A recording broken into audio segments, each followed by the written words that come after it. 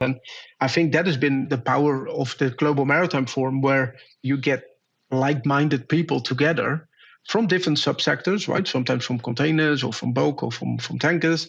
And to really say, you know what, actually, we need to do something about this. And this is around decarbonisation, which we all know is by far the largest topic. But it goes also to things like human sustainability, right? If you look at what happened around the seafarer around COVID, that's just not acceptable. And I think people like us making that statement and say, we think it's not acceptable, we need to change, but we're also willing to be part of the change instead of just hiving it off to somebody else in the supply chain to go figure it out. I think it's been tremendously important. And so I think it's created this momentum of doing things. And I think that's what I like about the Global Maritime Forum. It's not just about talking, but about doing things. And you see all the initiatives that have come off that, right? We've got the Poseidon Principles, we've got the Sea Cargo Charter, you got the Getting to Zero, you got the Green Corridors, and I can keep on going, and All Aboard Alliance, and you can keep on going and going. And I think it's those things that you create platforms for people to collaborate.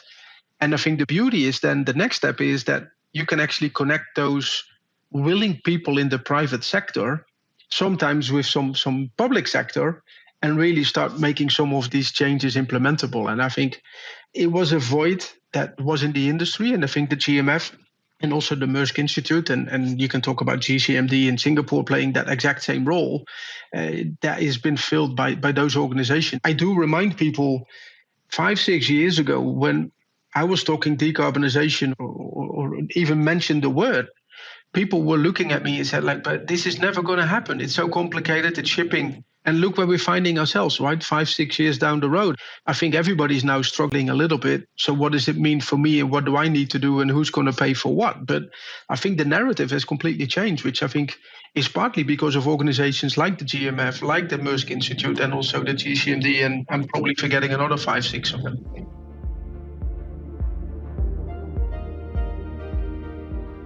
The conversations that the industry is having about sustainability have radically changed. In the first episode of Navigating Zero, Richard Mead, editor-in-chief of Lloyd's List, painted a picture of how shipping has changed over time. And more realistic discussions about the gaps is a notable step forward. In many ways, it's influencers like Jan who convince and inspire others to point in the same direction. So what are his hopes and ambitions for a sustainable future?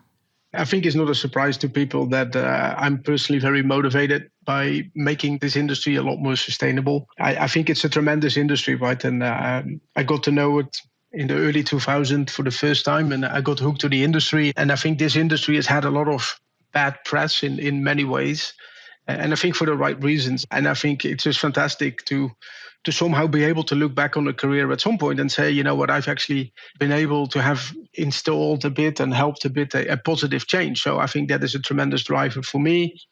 I think decarbonisation, we all know, we have a crisis in the world, right? So instead of just looking at somebody else to solve it, I think we all have a responsibility to do what we can to somehow have an impact there as well. And I find myself in a very privileged position, to be honest with you, where I am leading a relatively large business where you can actually have a lot of impact. And I'm trying to seize that as much as I can. And okay, in the meantime, you still need to be running a profitable business, of course. And that's just something that you just need to manage.